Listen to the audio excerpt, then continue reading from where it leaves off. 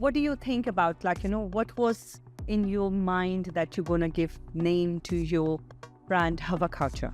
Back in the days when I started, we was thinking, what should I give my brand name?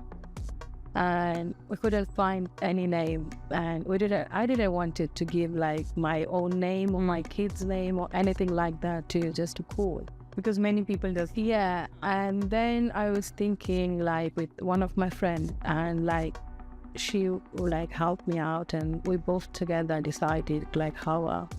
So Hawa is like a new, like, elegance is the meaning of it, and our Prophet, yeah, first Hawa mother. So that's how I said like, okay, let's do that. Couture means is like powerful, peaceful, like. So that's how I made the name.